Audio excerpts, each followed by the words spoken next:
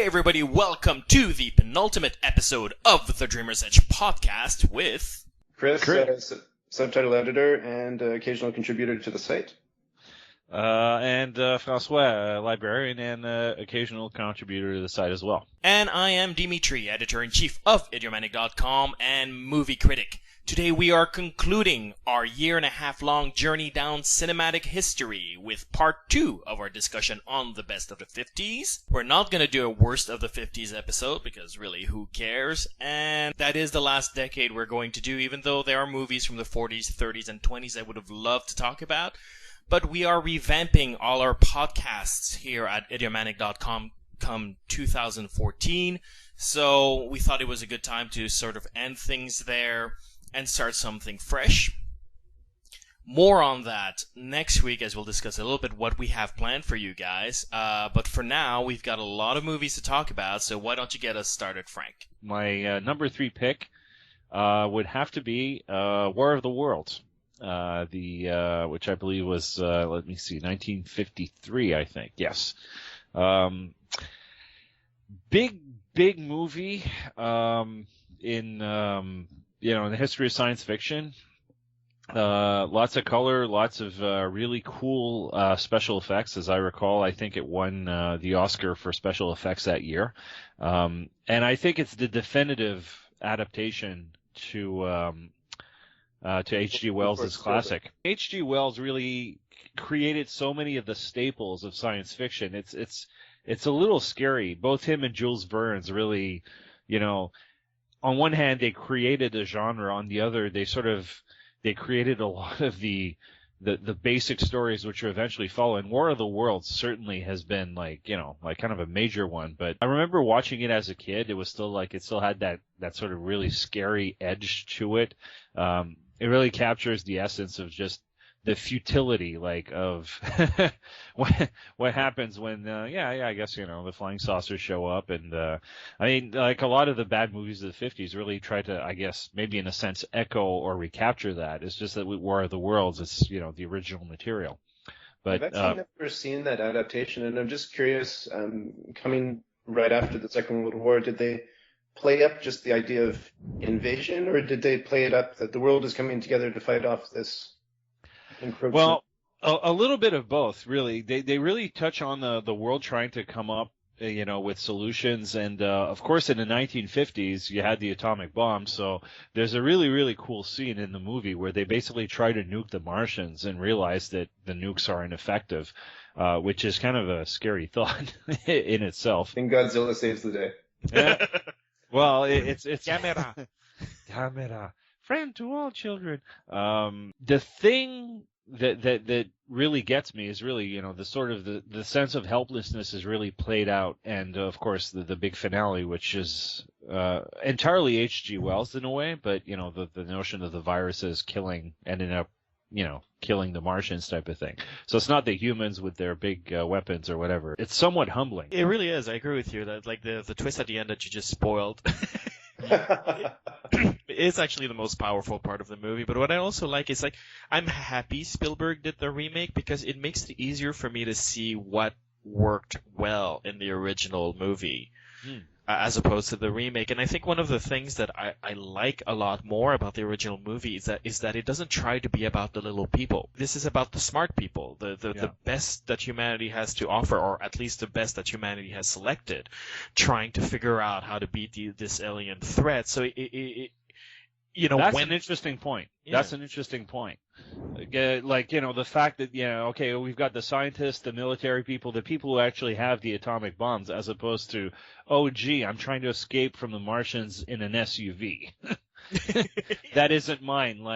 Really, as far as being outmatched is concerned, never mind the fact that, they've got the death rays and this and that, which they had in the original, but there was a visceral quality to the Spielberg remake that there was, for sure. He's a good filmmaker, but I don't know. The movie still fell flat to me. I don't know. Tom Cruise has too much star power to be associated with a movie that's going to end badly to begin with. Like, I mean, or to play an everyman at this point in his career. He's so divorced from us at this point as a personality that having him play an everyman was almost laughable. No, I agree, and it's despite the fact that it is based on H.G. Wells, and obviously when it came out in 1953, people were fairly familiar with the H.G. Wells classic, so you sort of had an idea of how the ending was going to be. It still remains a really, really intense movie. A lot of really great scenes in it, and it really captures more than any other movies. Like, there's been a lot of B movies about alien invasions, and there are a lot of them in the 50s are essentially imitations of that 1953 classic. Yeah, no, I agree. And like I said, like we have the what humanity has selected as their best, their most recent, trying everything out, and our best failed. Yeah. And that's terrifying. And the idea that humanity is not just everything that it has to offer, it's also all the things that makes it vulnerable. It's a great twist, I find, and it was really well played in the 1950s. Less so with Tom Cruise, but Tom will have another shot at it, I'm sure. Yeah.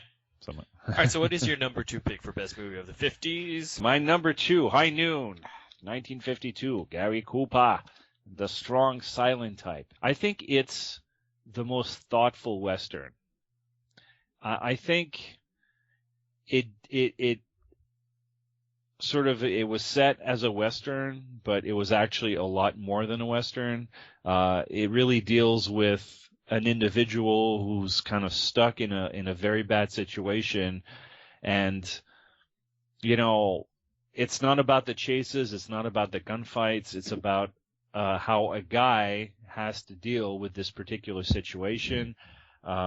I find that the whole notion of setting the movie in real time I'm not going to say it was the first movie ever to be set in real time. I don't believe that that's the case.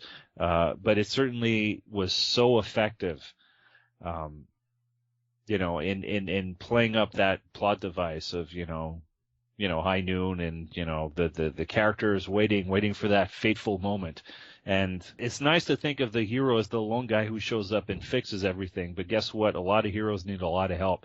And here's this character who basically spends almost all of the entire movie looking for help.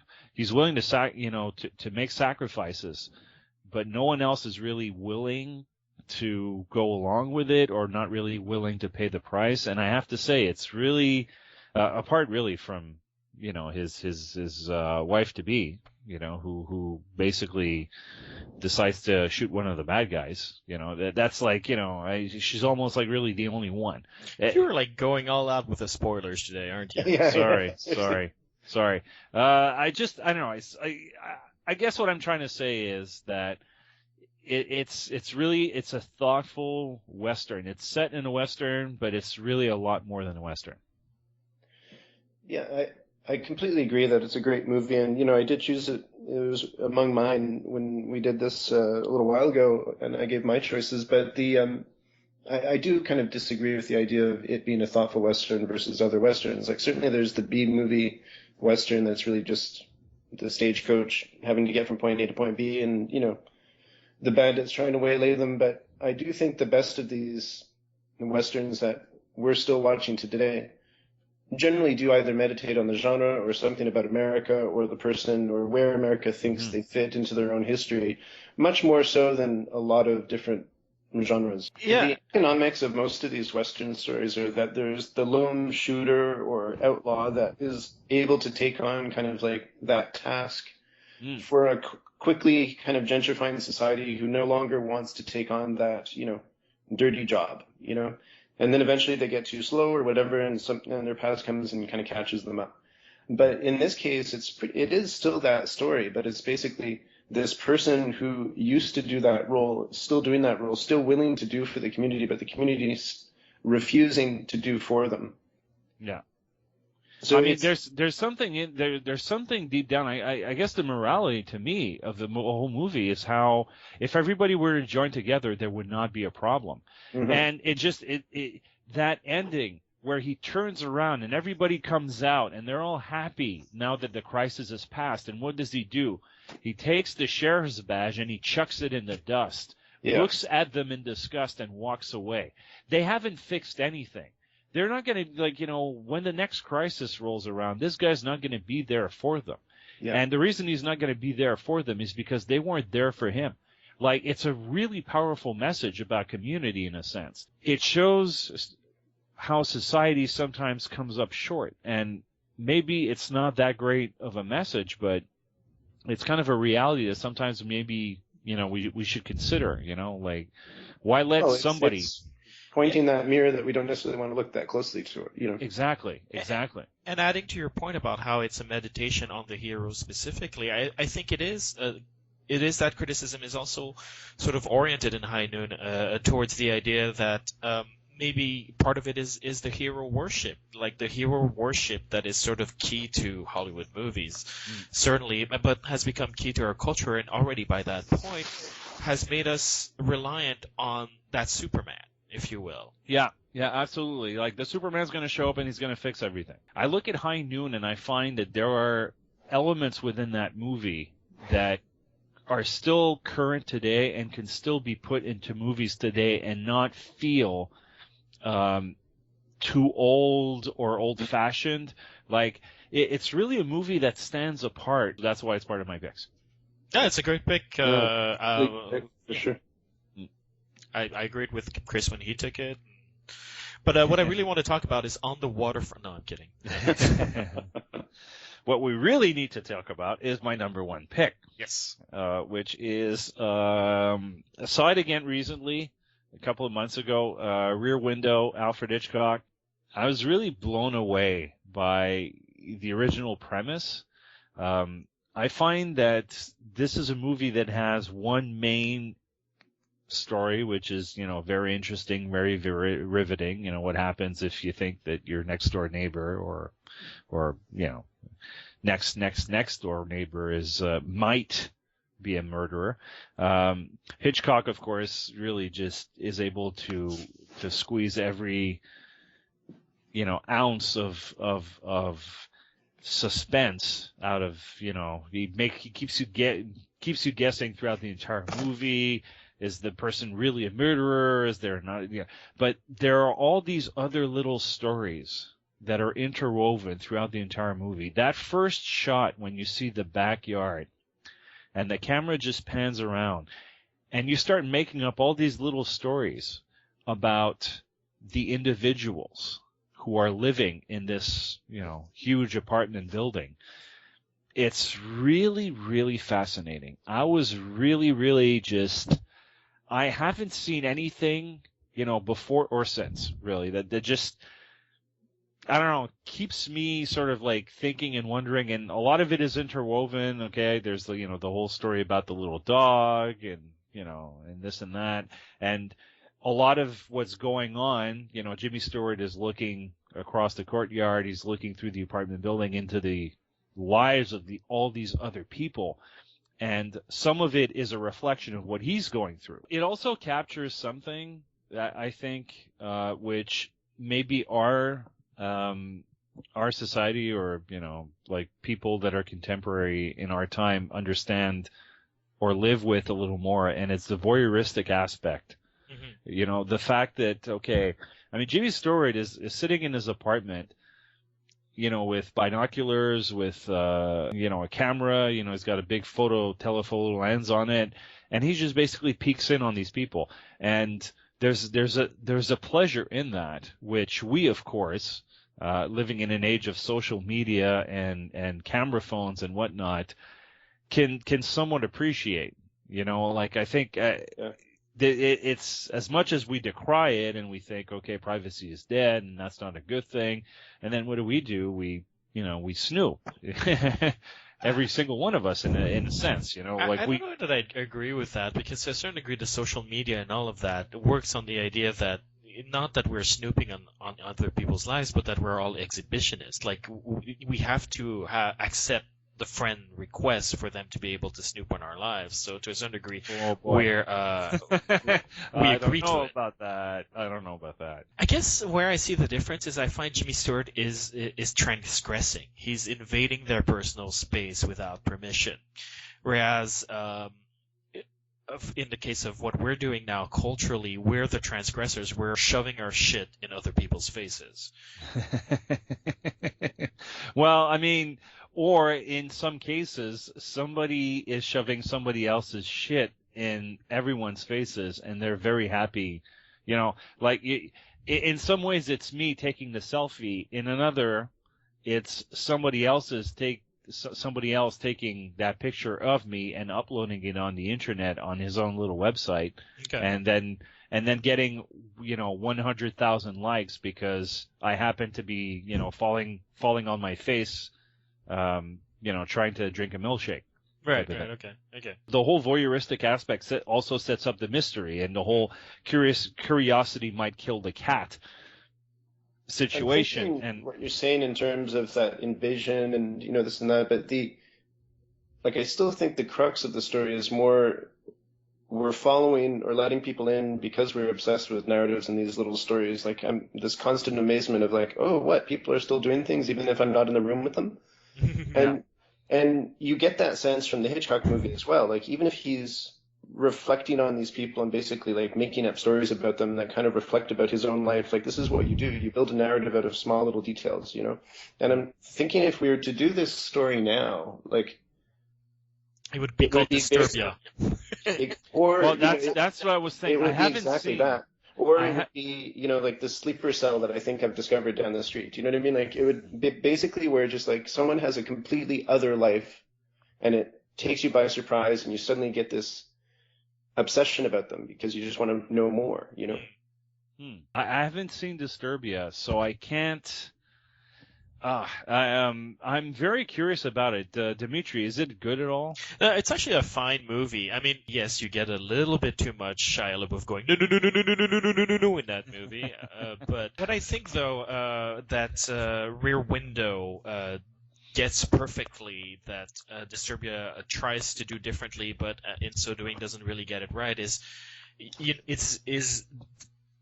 the patheticness of Jimmy Stewart's character. He's in a wheelchair. He's helpless. Yes. He's been making shit up for like a good quarter of the movie at this point.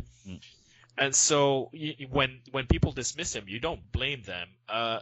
Whereas with Shia LaBeouf's character, he's more of a rebel that got a shit deal in life because he got insulted by a teacher in a way that's like unbelievable. Like he just lost his father and the teacher made fun of him for that, so he punched the teacher, and you're like, yay, Shia LaBeouf, like screw that teacher. And so now he has an ankle bracelet because he's under house arrest for assault, and it's sort of like he's more in a heroic position. He's more of an active, proactive character that you see as a hero, whereas with Jimmy Stewart, he's helpless. He's helpless, and he brought it upon himself on top of that. So that puts him in a not just in a vulnerable position, but in a position that you can relate to in a way that you don't care to admit about yourself. What I found really interesting, in a sense, is that deep down there's this element that's always there about the commitment, right? The relationship with Grace Kelly and how. Here's a woman who really loves him, and meanwhile he's just sitting there going like, yeah, I want the life. I want to sit in I want to be out of this wheelchair. I don't know. There's an odd, weird element about how his relationship is almost like he's kind of like I don't know, like almost a bit of a jerk. I don't know. It's like if Grace Kelly was coming up to me and wanting to fawn over me, I might have a different, reaction. I had a hard time relating to the character that way, but anyways, that might just be me and Grace. That's between me and Grace Kelly. I'll just leave it at that. All right, I guess it's my turn. Dun, dun, dun. It was harder for me. Like I realized that I am not as familiar with 1950s cinema as I am with other periods. In fact, before we decided to end it here, and more on that later, I was looking at my picks for the 40s, and then I had too many picks. Whereas with the 50s, I was just struggling to find 3. You're actually, I had the same problem. Yeah. Yeah, a lot of the movies I thought were from the 50s turned out to be from the 40s, to be honest. Yeah. So maybe we should have done a 40s one. Having said that, I do have 3 picks that I'm relatively happy with. So the first one, or rather the third one, is The Fly, 1958. Oh, interesting. It's a film directed by Kurt Newman, and it's the first Hammer film to get out of that gothic tradition of horror and go into this new tradition of horror that was just burgeoning. That you could say started with Richard Matheson's I Am Legend in literature, where he took gothic tropes and turned them into more sci-fi-ish tropes, but still kept it horror. Mm-hmm. And The Fly is the first horror movie historically to have done that. This is really the first post-nuclear horror film where science is treated as really the thing that is a source of evil if badly used. So everybody knows the story of a man trying to master teleportation and then gets into his machine and then ends up fused with a fly. Yes, I know of it. And yeah, like if you watch the movie today, it's got really cheesy masks. You know what I mean? It's a big fly head on a guy. It looks pretty stupid, especially compared to the David Cronenberg version, which went all out with the special effects and still holds up today on that level. I think it was, the Cronenberg version also played up on the fact that everybody expects the guy, Jeff Goldblum, to come out as a fly, and he doesn't, and that's almost kind of a weird shock. But it's almost taking away from the original. Like really, the original really had some scenes that were very memorable and very iconic and very, it touches on that notion of science as, kind of how do we master science and what happens when we really mess up.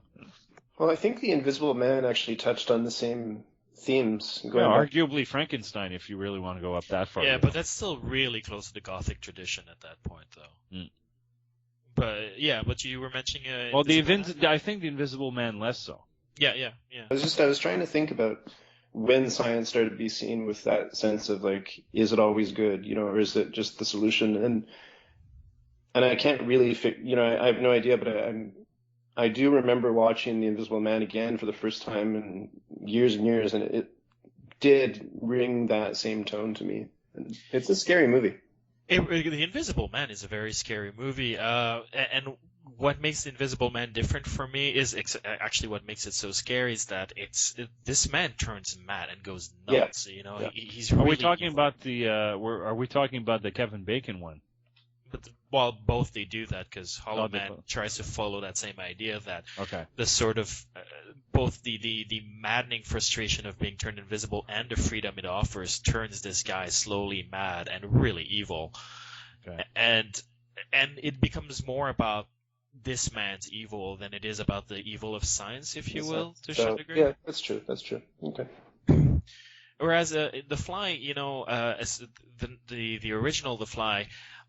He stays relatively a good person throughout, all the way to the end. It's just like the situation is so horrifying, and he has to fight sort of the fly brain that's in him now. Mm-hmm. But the thing that scares you is not that. It's the threat that he represents. It's really the idea that science can do that to you. Because the thing that stays with me and stays with most people with The Fly is that final scene where they find the other fly creature. Yeah. And, that other fly creature isn't a threat to anyone, but the idea of its existence is so horrifying. On idiomatic.com, there's an article called The 10 Scariest Moments in Film. You can check it out, and it's right there near the top. This scene stayed with me for so long. Like the idea of finding something like that in this world. Ugh. Well, even as far as scenes go, it's up there as you think you kind of know the scene, having seen it just like in pop culture, But when you finally see it, it actually does pack a wall up, like the Planet of the Apes, scene. Yeah. Very true. My number 2 pick is a 1951 movie. And I decided to go outside of Hollywood because that was really the only way I was going to reach 3 picks. Oh, wow. And it's a Japanese movie, really important movie, actually. Sorry, I was going to say that I really wanted to maybe go that direction, but go ahead.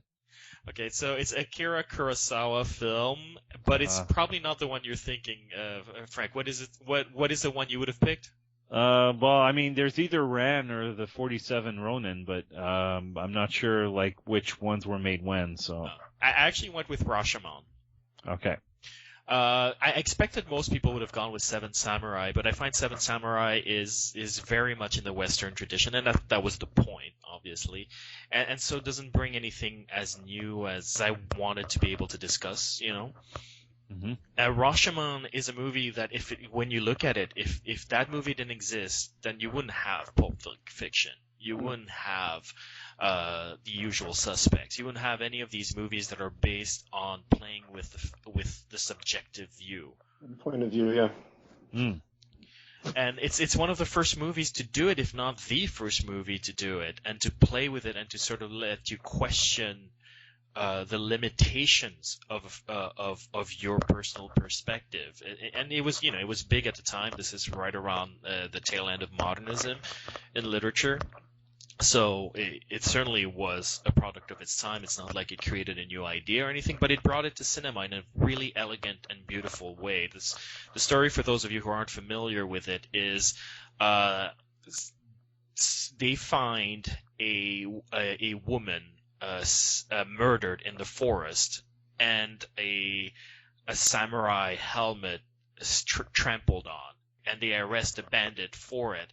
And they try to figure out what really happened, and then everybody tells their own version of what happened. And so you get to see the scenes over and over again, but play out completely differently. And everybody's sort of telling their story with obvious biases, advantaging them or disadvantaging them, being biased by just their whole view of the world. And all of that is filtered through the eye of a priest and a common man. The priest is sort of slowly losing his hope in humanity, his faith in humanity, because everybody's in it for themselves. Everybody's having their own perspective that's a little bit self-serving, and that's a very depressing thought to him. And then the movie takes different turns, and I find it so powerful in the way that it discusses that. It's like, it's not just, oh, here's different perspectives for the sake of having different perspectives, but it's about what is human nature. If we are so good at lying to ourselves about reality, how can we really ascertain what human nature is? And the movie does come to a conclusion about that. That's actually really beautiful. Mm. Yeah, if you haven't seen it, you really need to go track this one down. It underlines so many movies that, especially in the 80s and the 90s and up to now, that that this is the major influence. And it's less of the box within the box, or like the multiple endings or anything like that. It really is that like reflections and the different perspectives, and still being stuck within your own point of view. And it's great. I agree, and it's beautifully shot is the thing as well. I rewatched it to be able to talk about it, and I didn't remember it being so gorgeous. Like, if you just heard me say the synopsis, if you haven't seen the movie, you might be imagining something very stagey, and it's not. It's very cinematic. The forest and the way they run into it, and then at some point there's a fight between a bandit and a samurai in it.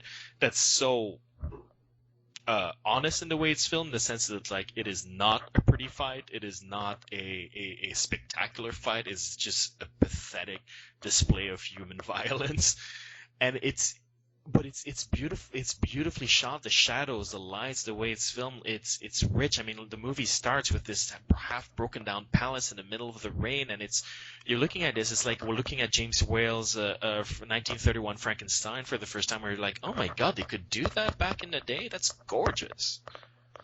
I'm gonna have to track it down. I think there's a Criterion edition, no? Yes, there is. Yeah.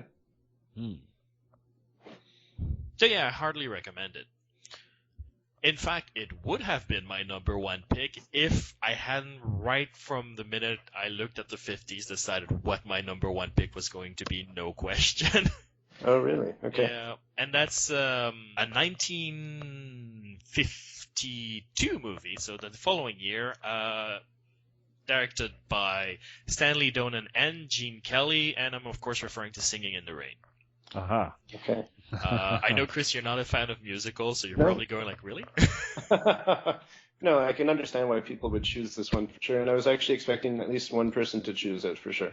Singing in the Rain is a musical about an actor in the silent era of the silent era of cinema having to deal with Hollywood's transition to talkies and not having a good time with it. And if that sounds incredibly like the recent movie The Artist, it's because The Artist really, really ripped off a lot out of that movie, but sort of lost a little bit of its subtext, which was more interesting than the pathos that I find was the sort of the heart of the Artist, which wasn't as interesting to me as what Singing in the Rain is, which is the idea of like how you transition, how you survive the world advancing, because you can't hold on to the past forever.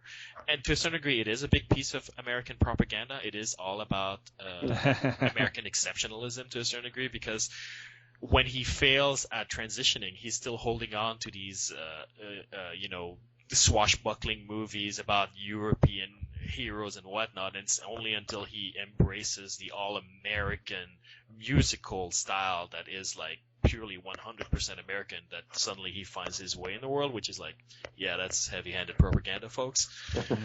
But at the same time, there's sort of a criticism, very subtle criticism, of how the U.S. started portraying themselves as this perpetual beacon of greatness, when really that's not historically how the U.S. became what it is. So that you'll have this scene where our hero, Gene Kelly, explains how he reached the top and became a superstar, and he talks about how he got the best education and always had the best opportunities provided to him, when what the images show is that he really struggled and that he had to make some compromises in his life. And it's not a coincidence that when he takes an opportunity that's really ill-advised and dangerous for him, it's at the time of the Western, because that's what happened in those days, with the gold rush and everything. And then when he finally lands the role that gets him to the top, that makes him a superstar, a recognizable figure, again, it's not a coincidence that he's on the set of a World War I movie. So there's sort of that very subtle criticism, but it doesn't hammer you on the head with it. It sort of spoon feeds it to you in such a delightful way. The musical numbers are amazing, hilarious, gorgeous. The rapid fire dialogue is so charming. It's hard not to fall in love with this movie. I contend it's impossible not to fall in love with this movie. I've only seen bits and pieces of it, to be honest. I've never sat down and watched the whole thing, but I recognize it's got a level of energy to it, and it's easy movie to watch. But I'm just not swayed by the musical, just as a genre. It's just, and that's just me more than the genre, I think.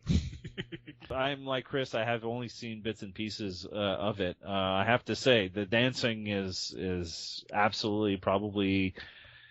I think it might be the one that's most referenced. I don't know, like that, that song and that, just Dancing in the Rain. I hate rain, incidentally, so I'm not sure I might sing in the rain, but I've never sung in the rain. But yeah, and to some degree, that's the point of the movie. It's like rain sucks, like especially for a dancer, like trying to dance in that. Like the fact that Gene Kelly has an entire number that he dances in the rain is sort of spectacular, because that's hard, and dangerous. But that's the idea. Rain sucks, and how do you work your way through it? And it's sort of like you turn it into a spectacle. That's the American way to do it. Yeah, no, I have to say that number is an immensely iconic number that well, it certainly has earned its place in movie history. All right, I guess that's it for us. So as I mentioned, that concludes our journey down cinematic history. It has been a long journey. Yeah. It is the end. See you guys. Yeah.